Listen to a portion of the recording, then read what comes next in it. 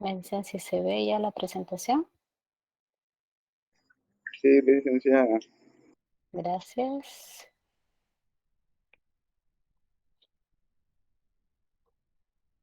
Bueno, em, veíamos en nuestra clase anterior, pues el primer gobierno revolucionario del doctor Arévalo y toda la serie de cambios que se comenzaron a implementar en el país. Hay un micrófono ahí que está abierto. Por favor, si lo cierran porque genera un feedback ahí.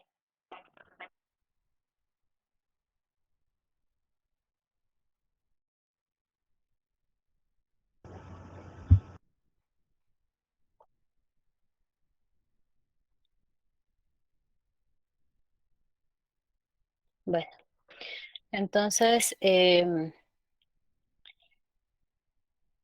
toda la situación del contexto interno y el contexto externo y los señalamientos que comenzaron a dar sobre de la injerencia del comunismo en el país, toda la situación de haber dado seguridad social, etcétera, etcétera, había causado ya muchos resquemores dentro de los grupos conservadores de Guatemala y también en el contexto internacional. Además, el presidente Arévalo había sufrido aproximadamente 30 intentonas de golpes de Estado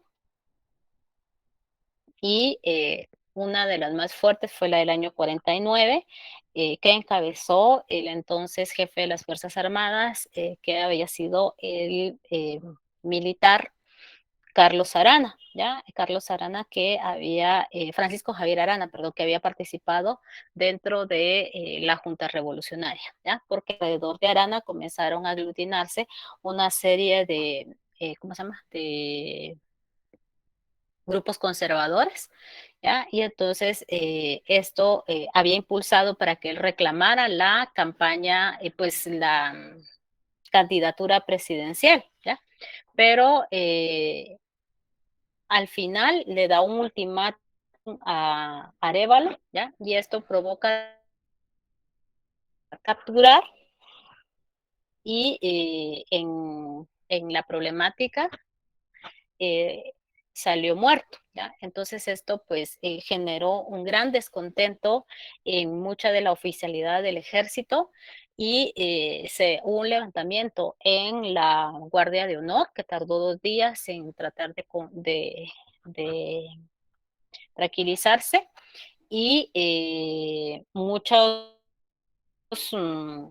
civiles como también militares se ofrecieron como voluntarios, les dieron armas y defendieron a el gobierno del doctor Arévalo y por eso pudo terminar su periodo presidencial, ¿ya? Y ya a raíz de esto, pues ya el candidato presidencial fue Jacobo Arbenz, ¿ya? Entonces, el gobierno de Arbenz estaba planificado que terminara el 15 de marzo de 1957, ¿ya? Porque él iba a asumir en 1951, ¿ya? Entonces, hubo una extensa campaña, ¿cómo se llama? De publicitaria, campaña política, ¿ya? Entonces,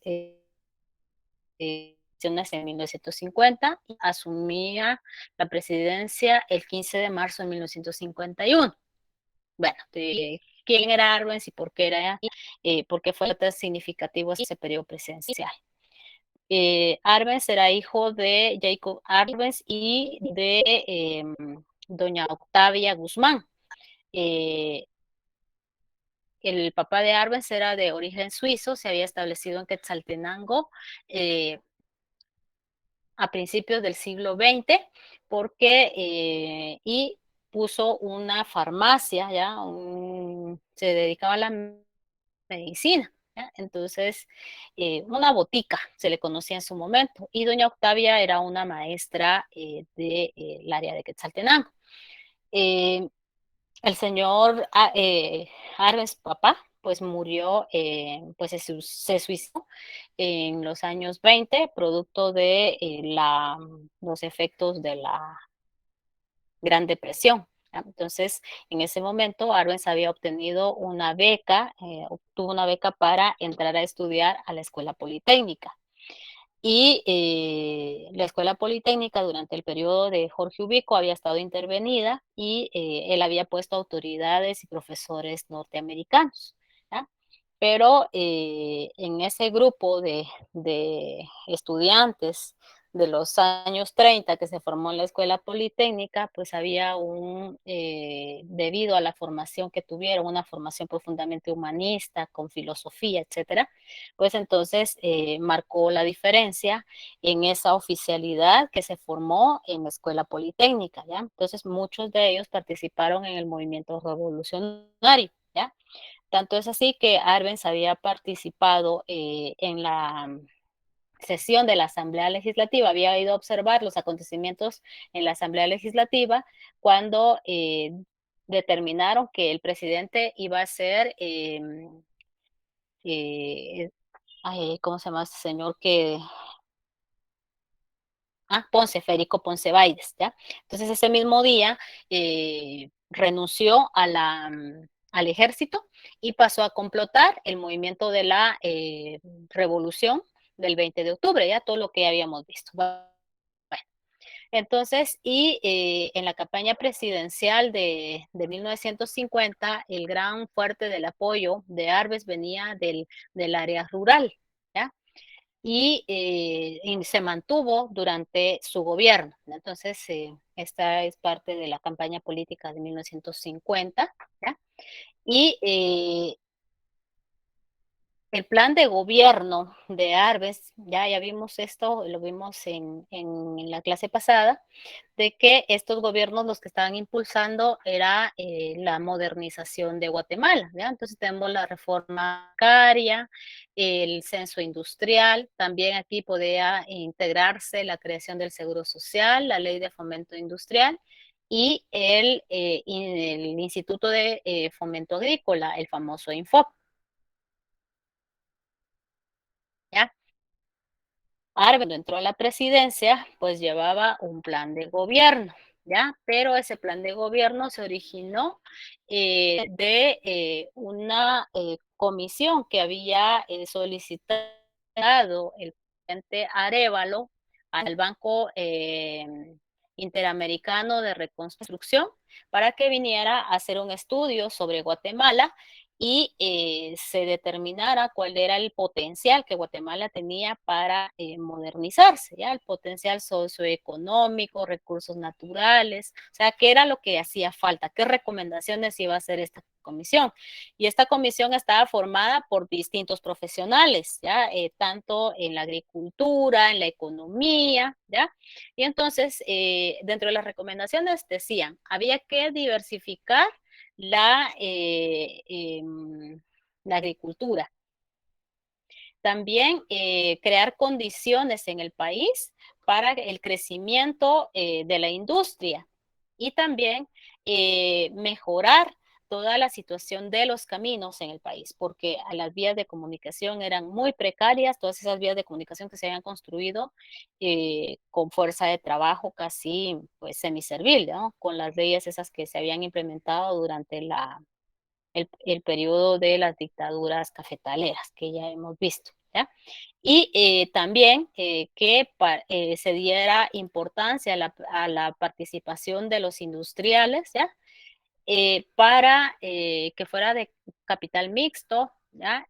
En la construcción de esa infraestructura y también recomendaba de que se modernizara los puertos, que se crearan puertos para la libre competencia, así como lo exige la economía capitalista. Entonces, pues tenemos que lo hiciera el Estado en un capital mínimo. Entonces, aumentar también la cobertura de la electricidad, ¿ya? Y el fortalecimiento de las leyes. ¿Listo? O sea, para los años, para esa temporalidad. ¿Se recuerdan de esos monopolios que se establecieron a principios del siglo XX? El puerto que existía, ¿cuál era el puerto? A ver, ya se les olvidó a ustedes. El puerto de Santo Tomás era el que existía. No, ese era el que se tenía que construir, ese era el proyecto. La compañía eléctrica está en manos de Electric Bond and Share. Exactamente, la Electric Bond Share, y el puerto era el puerto Barrios, ¿ya? Que era de, ¿cómo se llamaba la empresa bananera? A ver. United Fruit Company. United Fruit Company. La United Fruit Company o la famosa UFCO. Bueno, entonces veamos que aquí se estaba, aquí, estas eran las recomendaciones que hizo el Banco Interamericano de Desarrollo, ¿ya? El Banco de Reconstrucción, que era el... Entonces, el plan de gobierno que presentó Arbenz, pues iba encaminado a tratar de hacerle la competencia a estos monopolios, ¿ya? Entonces, tanto a la empresa bananera, también construir una carretera que comunicara hacia el Atlántico, que hoy es la carretera al Atlántico, pero que le tenía que hacer la competencia a los ferrocarriles, a la IRCA, ¿ya? Y crear una hidroeléctrica nacional, ¿ya? Para hacer la competencia de la Electric Bonaire. Además tenían los teléfonos, el telégrafo, ¿ya? Todo era un monopolio, o sea que era el gran pulpo, como se le conoció a nivel Latinoamérica, o sea, a la United Fruit Company se le conocía como el pulpo, o nosotros éramos las bananas repúblicas, las repúblicas bananeras, ¿ya? Entonces, aquí, pues los servicios que tenían concesionados por parte de las dictaduras que en su momento se dieron. Entonces, había que echar a andar el proyecto, y en el día en que Arbenz asumió el poder, pues decía, lo decía claramente, ¿no?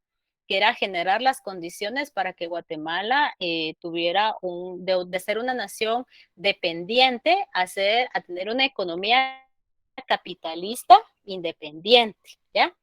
Y que sea moderno, sin descuidar también las relaciones, ¿ya? Y el bienestar de las grandes mayorías, era lo que se pretendía, ¿ya? Y esto se tradujo en los proyectos en los objetivos de los proyectos que se echaron a andar, ¿ya? Entonces, el principal fue el proyecto de reforma agraria, ¿ya? Y la reforma agraria no se podía echar a andar si no había un banco agrario, porque no solamente era entregar las tierras, sino que era también, darles créditos para que compraran herramientas, semillas, etcétera, etcétera, ¿ya? También, siguiendo las recomendaciones que hizo esa comisión, pues construir una hidroeléctrica nacional, y no solo era una hidroeléctrica, sino que era un plan nacional de electricidad, ¿ya? Y igual que las carreteras, lo vamos a ver, y también el puerto de Santo Tomás, ¿ya? La construcción del puerto nacional Santo Tomás. Entonces, el principal proyecto, el eje central, fue el proyecto de la Ley de Reforma Agraria. Entonces, esta ley, después de una serie se presentó ante el Congreso, se le hicieron las diversas reformas, ¿ya? Y finalmente se aprobó en junio de 1952 y se echó a andar en 1952. Aunado a esto, recordémonos que el movimiento social durante la década revolucionaria fue bastante fuerte, y principalmente acá, y fue uno de los bastiones que mantuvo las relaciones que se tuvieron con el gobierno, ¿ya? Y del apoyo que había tenido el gobierno de Arbenz, ¿ya? Entonces, se conformaron comités agrarios, ¿ya? Entonces, esto fortaleció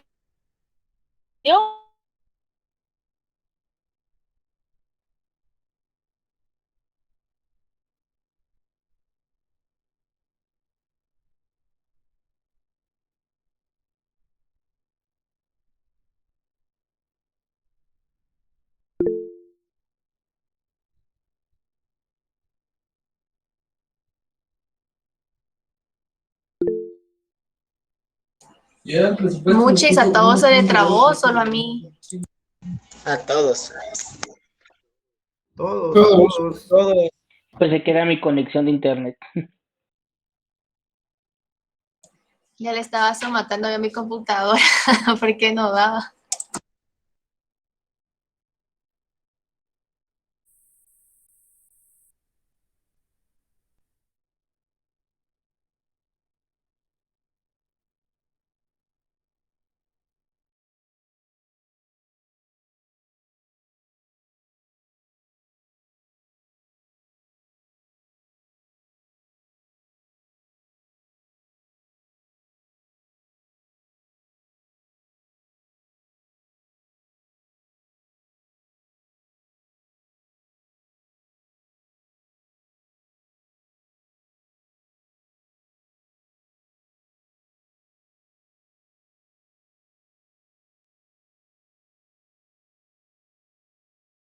Hola, hola.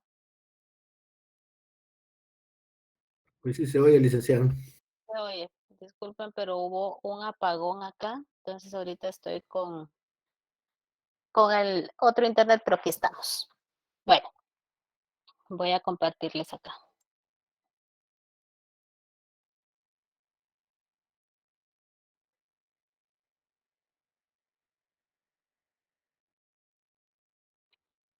¿Se veía? Sí, lista. Gracias. Bueno, entonces tenemos que había, ya con la ley de reforma agraria, los grupos conservadores comenzaron a ver a Arbenz como las políticas que se estaban llevando a cabo las comenzaron a señalar de comunistas, porque lógicamente la ley de reforma agraria, el fin que tenía pues era darle acceso a la tierra a las personas que habían sido pues anteriormente despojadas con las leyes liberales, ¿ya? Y comprar las tierras en su justo precio, no dejando espacio a la especulación de los precios, ¿ya? Porque muchas personas lo que hacen, y vemos que es una práctica que se mantiene hasta la actualidad, de que si ustedes compran su casita o tienen algún su terreno, los precios que pagan son sumamente onerosos, pero cuando se registran en el registro de la propiedad, están con otros precios, ¿ya? Entonces, esto es con el fin de la cuestión de los impuestos, ¿no? Entonces, la ley de reforma agraria tenía como objetivo, pues, tener acceso a las tierras ociosas. Las tierras que estaban cultivadas no iban a ser tocadas. Y se tomaban en cuenta también tanto tierras privadas como también tierras nacionales, ¿ya? Las nacionales en el sentido de que habían fincas que habían sido expropiadas a los antiguos propietarios, a los que habían sido alemanes durante la Segunda Guerra Mundial. Bueno, entonces lo que se pretendía era modernizar las relaciones en el campo, ¿ya? Darle acceso a la tierra a los campesinos, darles también semillas, darles acompañamiento y de esta manera generar el famoso mercado interno, porque en la medida en que la gente tenga más acceso a un mejor salario, a ser más un poco más autónomos, pues entonces van a consumir más, ¿ya? Entonces ese era uno de los objetivos. Además, la tierra iba a ser entregada en usufructo vitalicio y se iba a pagar en el justo precio. Entonces, para esto se creó la institución grande que se llamó el Departamento Agrario Nacional y también estaba a nivel local, estaban los comités agrarios locales que recibían las denuncias de las tierras para ser analizadas y ya cuando se hacía el análisis se dictaminaba, un tribunal dictaminaba, entonces ya procedía a entregarse la tierra en, a la ley de reforma agraria, ¿ya? Entonces, eh, la, no dio tiempo a la reforma agraria pues avanzar bastante, fueron entregadas tierras en la costa sur y una parte en el oriente. Lógicamente esto generó muchas resistencias de los grandes propietarios, ya que no, según ellos se sentían afectados con esto. a la par de la ley de reforma agraria, pues entonces había que crear, competir con esos monopolios que habían estado establecidos en Guatemala y crear esa construcción de esa famosa carretera al Atlántico que hoy se recorre en 5 horas, ¿verdad? De la ciudad de Guatemala hacia Puerto Barrios o Santo Tomás, ¿ya? Entonces, esto para hacerle un poco la competencia a los ferrocarriles, porque la única forma de llegar al oriente del país era por medio de los ferrocarriles que monopolizaban también eso. Entonces, como les decía, que era un plan nacional de carreteras, porque estas carreteras, pues Guatemala tenía una infraestructura sumamente precaria, entonces veamos, estaba creando la carretera interamericana al Pacífico y al Atlántico, ¿ya? Entonces, sumamente atrasado, así se socializaba en el país, ¿ya? Y entonces el plan que se comenzó a echar a andar, pues fue la construcción de la carretera al Atlántico en junio, esto empezó en junio de 1951 inmediatamente. Es interesante porque al entrar Arbenz a la presidencia, pues comenzaron a bloquearle las carteras crediticias, también le bloquearon pedir asesoría hacia el extranjero, ¿ya? Y también a las empresas que trataran con el gobierno de Guatemala, empresas extranjeras que trataran con Guatemala, iban a ser también sancionadas. Entonces, pues estaban ya en el contexto de la Guerra Fría, aislando ya al país. Entonces, estas carreteras pues tenían que pasar por los espacios en donde se necesitara que pasara, no a las necesidades de los grandes propietarios. Entonces, pues la maquinaria comenzó a adquirirse, llega a Guatemala hasta el año 52, porque la situación, pues ese cierre de espacios para Guatemala, pues ya se estaba dando. Los frentes de construcción de la carretera al Atlántico, pues estaban ubicadas, no era de un solo, ¿cómo se llama? Lugar, sino que había ¿cómo se llama? Un frente en el rancho, había otro frente que se llamaba Zapote, otro en Bananera y el que se comenzó a construir también el puerto de Santo Tomás, ya en la bahía de Santo Tomás. Entonces, para su construcción, pues se necesitaba tanto de maquinaria como también de dinamita para la voladura de las montañas por la topografía quebrada, ¿ya? Los trabajadores que se contrataron eran trabajadores, el cuerpo de ingenieros del ejército trabajó en una parte y también el batallón de zapadores, que se recuerdan ustedes de la ley de vialidad. En su momento habían sido un batallón de castigo durante las dictaduras liberales. Aquí ya no, aquí ya eran con relaciones laborales y también tenían acceso a servicios médicos y una dieta, pues en el archivo, pues se puede, Archivo General de Centroamérica, encontré algunos documentos en donde están los menús de las dietas que tenían para todos los días.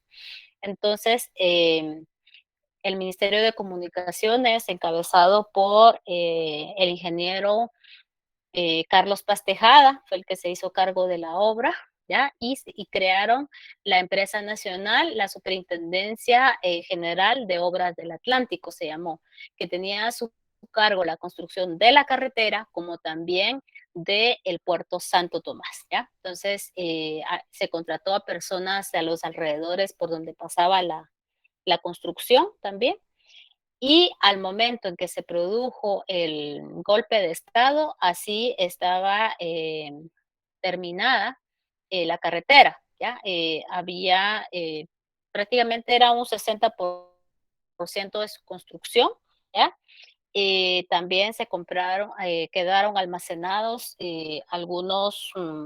unas estructuras que habían comprado de puentes, ¿ya? Que no se lograron terminar.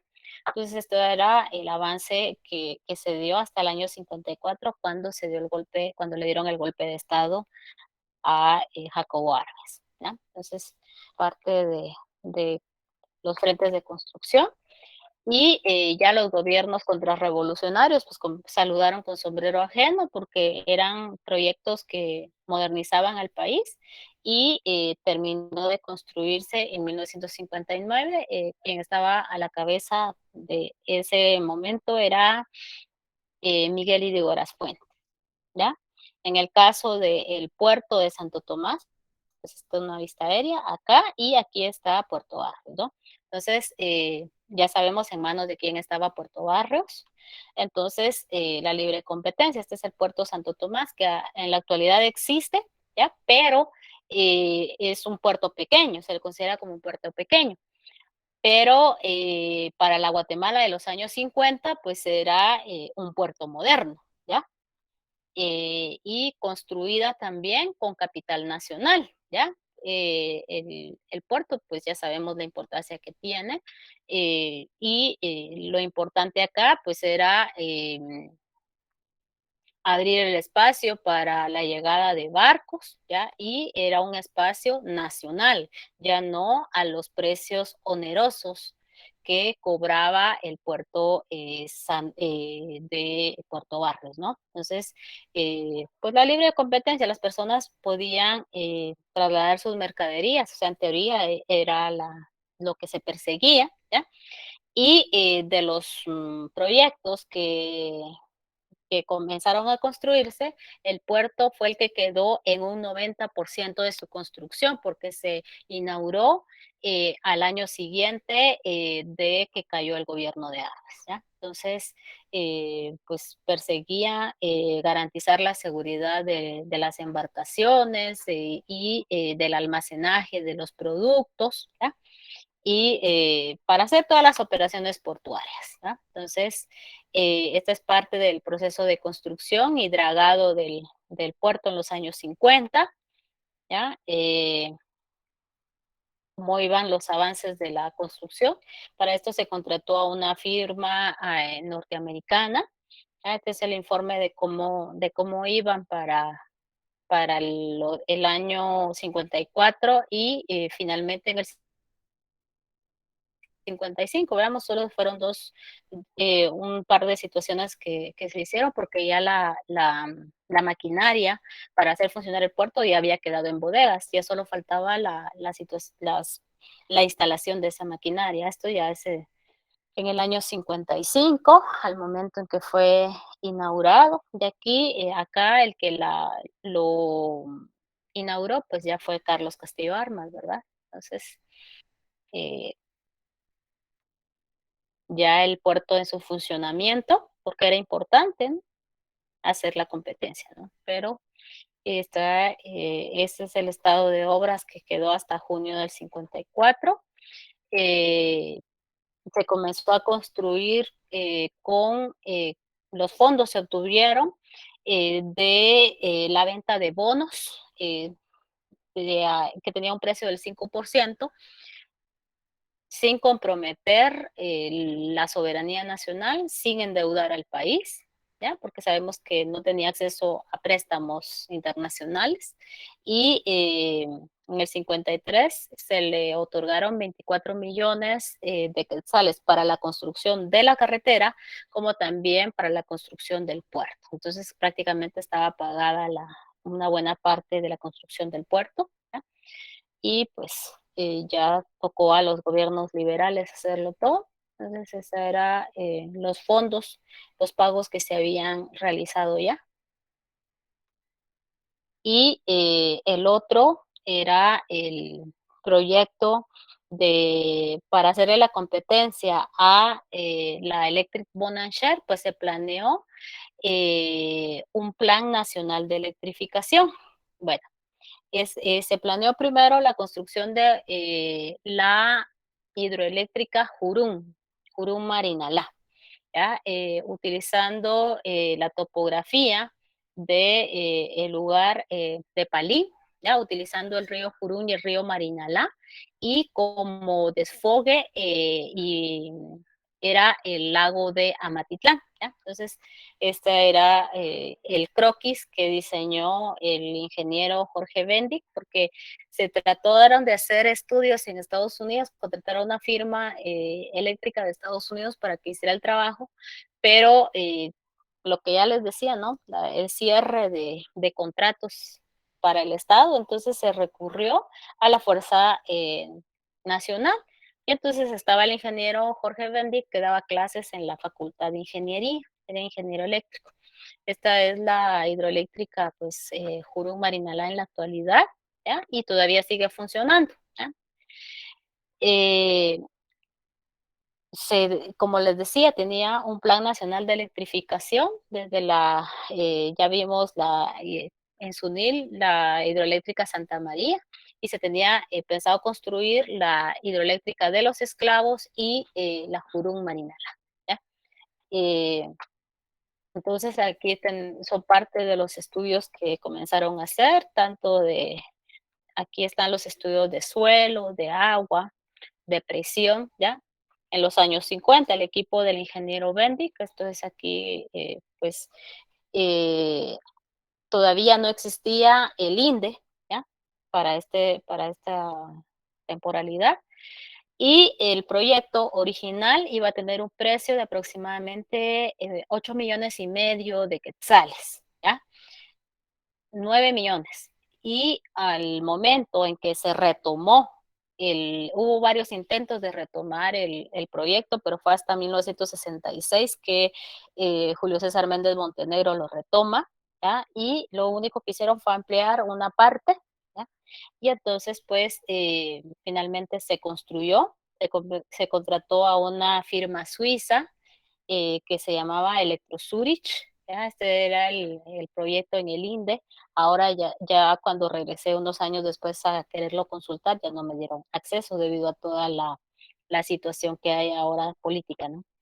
Y estas son las fincas que compró el INDE para ya construirlo para 1900, en el 66 al 70. Entonces esas fincas fueron adquiridas y el proceso de ya en la segunda etapa, ¿ya? Y aquí, pues, en la primera etapa, 9 millones, y en la segunda etapa, el costo final fue de 20 millones 187 mil quetzales aproximadamente. Y aquí ya con préstamos, ya no con ¿cómo se llama? Con el capital nacional, ¿no? Entonces, pues, así fue la manera en que lo socializaron y Julio César Méndez Montenegro se denominó el tercer gobierno de la revolución. Eso decía él, pero no lo fue, ¿ya? Entonces, ya la inauguración y hoy. ¿Qué tenía de especial esta hidroeléctrica? Primero, de que iba a dar electricidad tanto a la industria como a espacio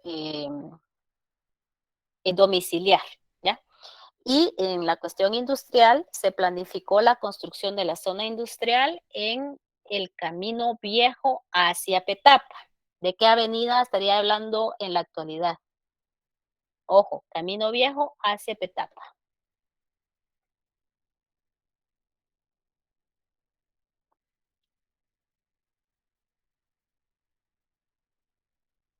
¿Qué opina?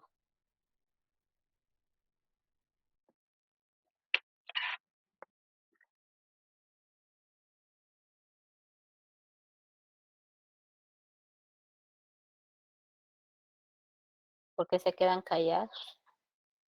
Sería la avenida Petapa, licenciada. La avenida, hoy Avenida Petapa. Porque ustedes se dan cuenta, en esa parte sur hay muchas zonas francas. Y eso es una planificación de los años 50. Y era, pues, diseñar la zona industrial en las afueras de la ciudad. Ya hoy vemos que ya todo quedó rodeado, ¿ya? Y también tenían pensado utilizar la vieja avenida del ferrocarril. Hoy sería la calzada Atanasio, ¿ya? Entonces, ahí hay una zona industrial que todavía está, ¿ya? que ya quedó superada, sí, pero que todavía funciona. Bueno, entonces daba electricidad a los departamentos de Escuintla, Antigua, Zacatepeques y la parte sur de la ciudad de Guatemala. Entonces, y también dar electricidad ¿cómo se llama? A la, tanto a la industria como también a las casas. Además, para generar el mercado interno, pues construir una serie de silos, ¿ya? Para almacenaje de la producción y buscar los mercados, ¿ya? Entonces eso era importante. Entonces también se contrataron aquí sí pudieron hacer contratos con una firma alemana que vino a construir estos silos, serie de silos, que pues se negociaron los terrenos. Estos eran terrenos nacionales en donde estaba Indeca, tal vez ustedes lo conocieron como los silos de Indeca. Entonces aquí, como está rodeado ya de la ciudad, este fue en el año 2015, ¿ya? Entonces hicieron una implosión, ¿ya? Y botaron pues el famoso silo de Indeca o el silo central, y ahora pues está la Plaza Atanasio, ¿ya? Y la construcción de eso. Bueno, y pues así se comenzaron a socializar los proyectos tanto en la prensa para que la gente se fuera identificando. El proyecto del Banco Agrario, se abrieron 4 sucursales, les dio tiempo de abrir en Mazatenango, también en Jutiapa, en la ciudad de Guatemala y en Quetzaltenango. Entonces, el apoyo era pues darle créditos. El encargado de diseñar el Banco Agrario fue el licenciado Alfonso Bauer Páez, ¿ya? Él fue de los funcionarios que también fue ministro de Trabajo en el gobierno del presidente del doctor Arbenz, ¿ya? Entonces, y toda esta serie de cambios, pues se le conocían como la ruta de la liberación económica de Guatemala, ¿no? Entonces, para hacer la competencia de esos monopolios que se habían establecido. Bueno, entonces, ¿cuáles fueron? Eso es parte también de los periódicos ahí. Bueno, ¿cuál fue la reacción de la clase conservadora de Guatemala y también a nivel internacional? Pues fueron unas reacciones sumamente violentas, ¿no? Se le ha denominado históricamente como la contrarrevolución, ¿ya? Y que perseguía, pues, eh, tratar de frenar los avances que se habían logrado durante la década revolucionaria, y de esta manera, pues,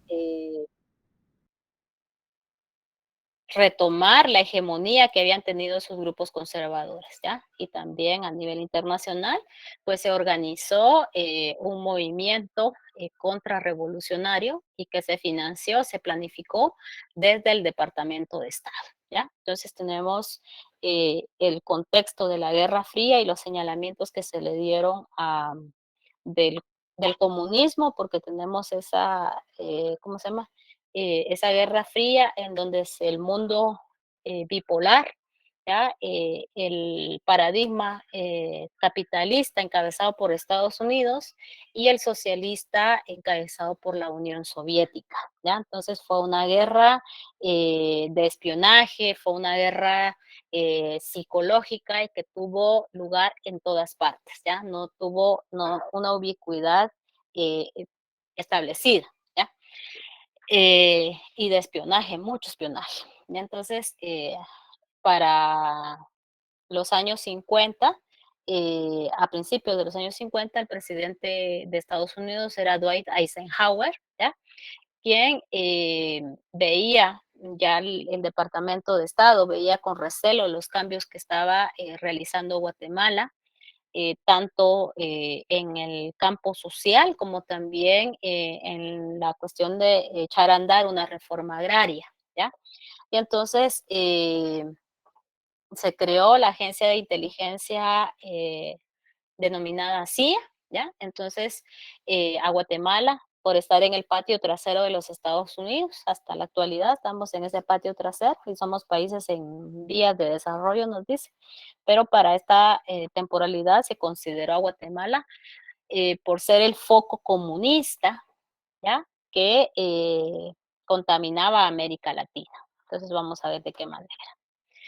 Al frente de la CIA, de esa central de inteligencia, estaba John Allen Dulles, ¿ya? Estos son dos hermanos que tuvieron mucha influencia en el gobierno de Dwight Eisenhower, ¿ya? Y el secretario de Estado era John Foster, ¿ya? Entonces, estos señores, ¿qué era lo que habían representado? Pues ellos habían sido abogados de la UFCO, de la United Fruit, y también tenían acciones dentro de la empresa frutera. Entonces, habían sido afectados con la legislación laboral guatemalteca y también con la reforma agraria, ¿ya? Entonces, diseñaron un plan hostil, ¿ya? Para señalar que Guatemala pues era comunista y que significaba un peligro para la seguridad de los Estados Unidos, ¿ya? Entonces vamos a ver de qué manera. Entonces diseñaron la famosa operación que se denominó PB Sussex. Esta comenzó a planificarse desde 1952, ¿ya? Esta operación fue una operación encubierta en donde estuvieron relacionados tanto los hermanos Dulles como una serie de diplomáticos, la Organización de Estados Americanos, la OEA, y la misma Naciones Unidas, ¿ya? Porque contrataron a un ejército mercenario, ¿ya? Sabemos que un mercenario es una persona que pelea una guerra que no es su guerra, ¿ya? Y ese líder que ellos eligieron fue a Carlos Castillo Armas. Se había ofrecido también como voluntario Miguel Ídigo Las Fuentes, pero debido a le hicieron un estudio y no los convenció, entonces eligieron a Carlos Castillo Armas, que en ese momento estaba exiliado en Honduras, ¿ya? Y desde Honduras comenzó a planificarse la intervención hacia Guatemala con ese ejército mercenario. Además, desarrollar toda una campaña psicológica para generar terror. Eso no se había vivido en Guatemala por mucho en lo que iba del desarrollo del siglo XX. Y John Foster Dulles era como jefe del Departamento de Estado, era el encargado de presentar la postura de los Estados Unidos, que hasta hace poco pues todavía era mantenida, ¿ya? Todo esto en el contexto también de la doctrina Monroe y de esa cuestión de América para los americanos, ¿no? Entonces, la operación se llamó PB Sussex, ¿ya? Y entonces fue apoyada también por gobiernos latinoamericanos, que eran puros dictadores. Estaba Leonidas Trujillo de República Dominicana y también Anastasio Somoza, que era el presidente de Nicaragua, ¿ya?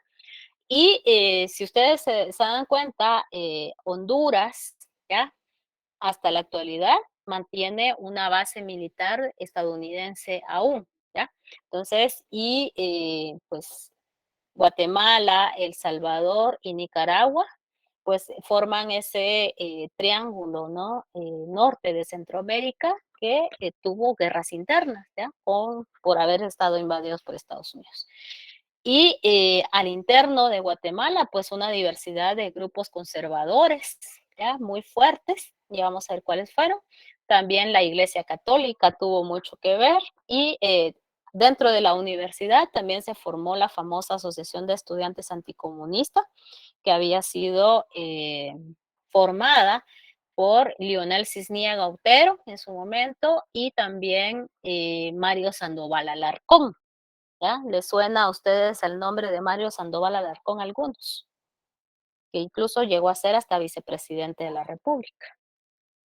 Bueno, Dentro de esos grupos conservadores eran los que se consideraban que habían sido afectados por las políticas tanto de políticas sociales como la de la reforma agraria, y tenemos a la Cámara de la Industria y Cámara de Comercio, que formaron la Asociación de Industriales de Guatemala, la AJIG, de su momento, que es el antecedente para formar, ¿cómo se llamaría en la actualidad esa asociación?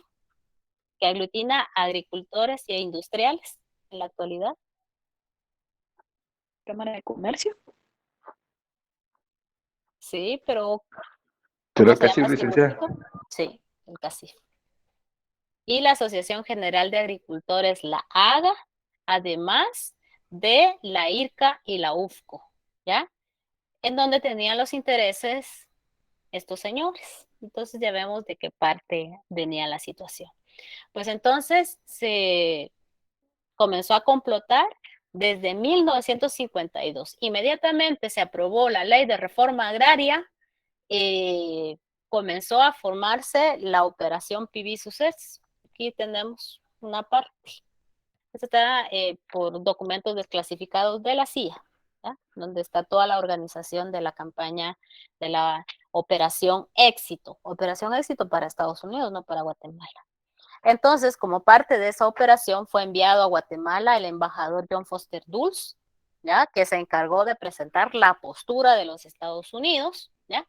Entonces, Guatemala, él presentó sus credenciales ante el gobierno de Arbenz en diciembre de 1953, ¿ya? Y solo se tuvieron contacto una vez, ¿ya? Entonces, él comenzó a escribir una serie de informes y para vencer que sí, efectivamente, que Guatemala era comunista, que había un franco peligro para América Latina, y esto llega a su clímax en marzo de 1954, cuando se convocó a la 10ª conferencia de Caracas, ¿ya? Aquí ya estaba formada la OEA, ¿ya? Y en donde la postura de John Foster Dulles y del gobierno de los Estados Unidos era de que América Latina debía unirse para luchar en contra del comunismo. Es decir, aquí Guatemala estaba condenada ya. Guatemala, por medio de su ministro de Relaciones Exteriores, Toriello Garrido, hace las denuncias ante la OEA, hace las denuncias ante las Naciones Unidas y simplemente las dos organizaciones se quedaron de brazos cruzados. ¿Ya? Le dieron largas y nunca conocieron el caso Guatemala. ¿Ya? ¿Por qué? Porque ya todo estaba pactado. Vamos al interior de Guatemala, la Iglesia Católica, encabezada por el arzobispo metropolitano Mariano Rosell Arellano, ¿ya? Tenían esta postura, ¿ya? de decir, desde los años 30, ¿se recuerdan cuando vimos el gobierno de Ubico? ¿Ya? En el gobierno de Ubico, pues se persiguió a los grupos opositores a la dictadura, fueron diezmados y entonces comenzaron a emitirse una serie de cartas pastorales, ¿ya? En donde la iglesia advertía del peligro comunista y decía que el comunismo es ateo, es asesino, come niños y también abre las puertas para cometer actos inmorales. ¿Ah? Entonces había que defender a Guatemala de esto, según el arzobispo metropolitano, que tuvo un papel muy activo en los hechos de junio de 1954. Dentro de estos, pues está de que parte de esas fuerzas anticomunistas van a Esquipulas y reclaman que les entreguen a la imagen del señor de Esquipulas, y entonces la cofradía y la hermandad de Esquipulas se opone rotundamente, porque si hay una imagen en Guatemala que aglutine hasta la actualidad a mucha gente, es el señor de Esquipulas. Entonces, ¿qué es lo que hicieron? Como ante la negativa de allá en Esquipulas, entonces mandan a que se haga una réplica de la imagen y la pasean por todo el país, nombrando al señor de Esquipulas como el comandante general de las fuerzas anticomunistas que debían salvar a Guatemala. Entonces, pues, hasta la actualidad, si un pastor o un cura dice alguna situación, muchos le creen todavía, ¿ya? Entonces, todavía el elemento ideológico es fundamental para la manipulación, ¿ya? Entonces hay que tener mucho ojo. Además, como parte de la campaña psicológica, se contrataron por parte del Departamento de Estado a una serie a unos pilotos para que vinieran a bombardear el país. Entonces, a esos aviones la gente popularmente los conoció como los sulfatos, ¿ya? Entonces, nunca habían estado expuestos a estas situaciones, entonces bombardeaban ciertos lugares, ¿ya? Y repartían pasquines, dejaban caer pasquines en contra advirtiendo del peligro que significaba el comunismo, etcétera. Y también eh, instalaron una radio pirata que funcionó desde Chiquimula, desde la sierra, ¿ya? Y que se llamó la Radio Liberación, ¿ya? Con una programación anunciando el avance de las tropas anticomunistas, ¿ya? Y de las liberacionistas y del peligro que corría Guatemala, ¿no? Entonces, esa se le llamó tristemente recordada la Radio Liberación, que es parte de la publicidad que se dieron luego de haber derrocado al presidente Arbenz, ¿ya?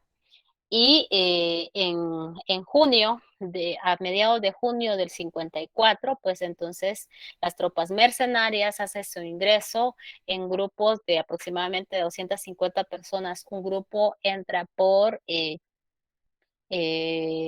Florido, la frontera del Florido, de Honduras con Guatemala, y otro grupo por El Salvador, ¿ya? Entonces, pues teniendo algunos enfrentamientos con el ejército, que para ese momento todavía no había pactado, no había negociado, ¿ya? Con el Departamento de Estado, ¿ya? Entonces, perdieron las primeras batallas y el lema de esta campaña, pues fue Dios, Patria, Libertad, ¿ya? Que posteriormente pasó a ser el lema del partido político, el famoso MLN. No sé si alguno de ustedes lo recuerda. La actitud del ejército. Al ejército le ganó batallas a ese grupo de mercenarios, pero ya cuando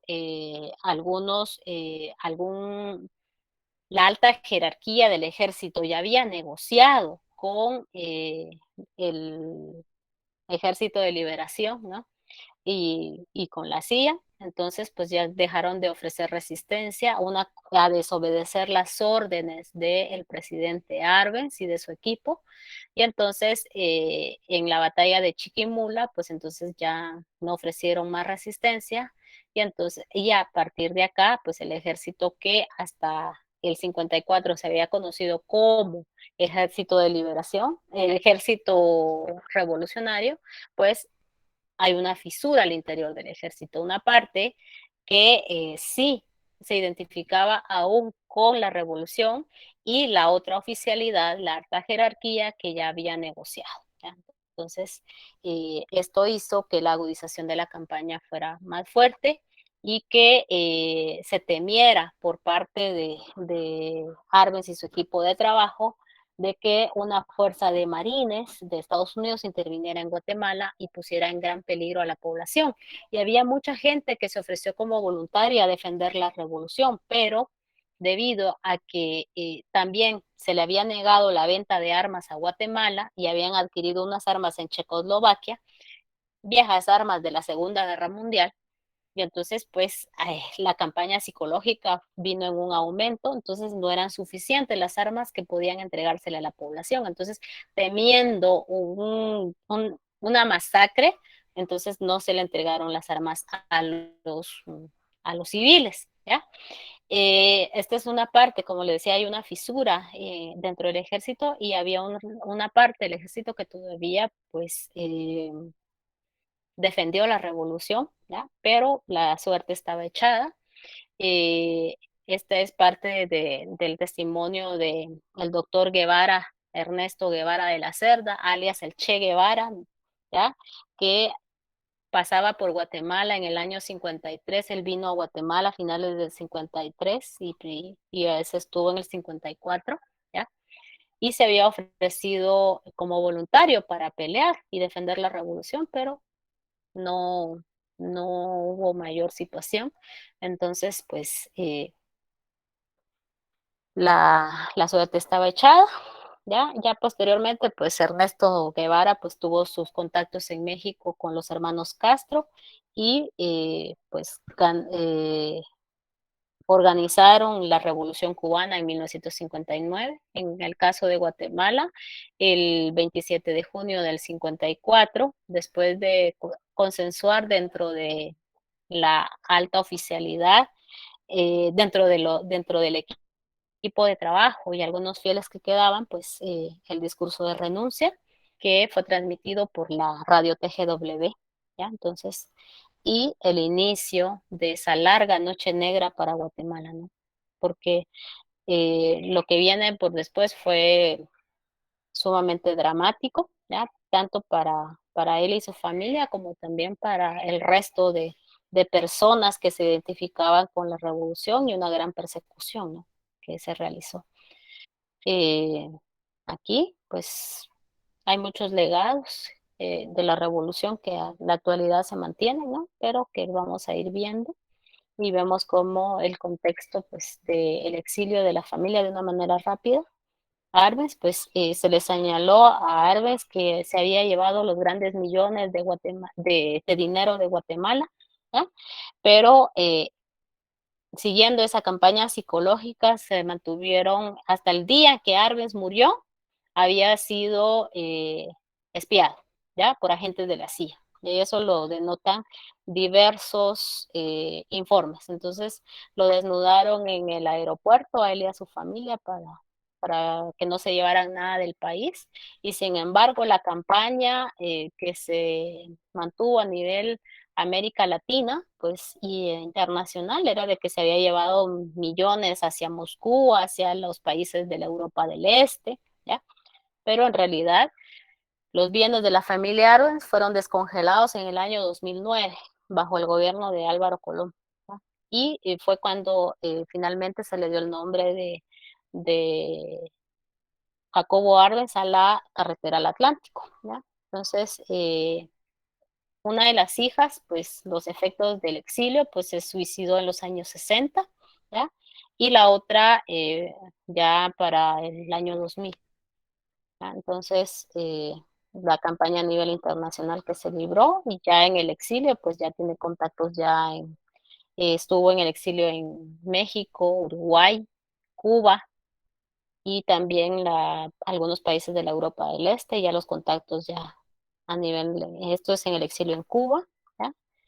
Y finalmente pues murió de manera muy trágica, pero bastante sospechosa, en México, electrocutado en una bañera, ¿ya? Y sus restos fueron traídos en el año 94 como parte de los acuerdos de paz y de fomentar la reconciliación nacional, ¿ya? Entonces, y esta es la familia Arbenz que finalmente se pudo establecer en Costa Rica, ¿ya? Entonces, ahí queda el dramático exilio de ellos. No sé si tienen alguna duda, porque en la próxima clase vamos a ver qué sucede después de ese discurso de renuncia. ¿Comentario? ¿Preguntas? ¿O todo está claro?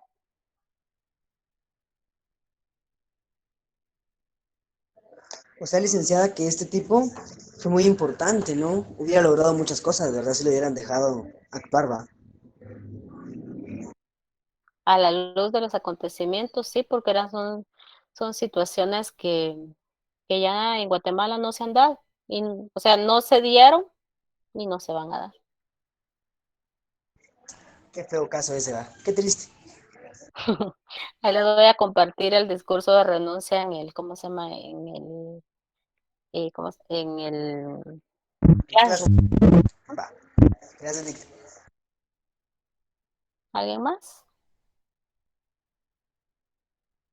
¿No? Disculpe, ¿qué hubiera pasado si se hubiera logrado llevar a cabo la reforma agraria de Arnes? ¿Qué hubiera pasado? Mire, en historia los hubieras no existen, solo podemos como hipotetizar. A como es el grupo conservador de Guatemala, lógicamente no se iba a lograr. Se estaban generando los cambios, se estaban generando en el campo. Entonces, un mayor poder adquisitivo de la sociedad y mayores transformaciones, ¿no? Porque en la medida en que se va generando un bienestar de la población, pues más va a ser el consumo en manera capitalista, ¿no? Y pues la situación de más acceso a los medios, o sea, a la tierra, ¿ya? Entonces eso era la parte fundamental que se estaba generando, pero quedó en el tintero.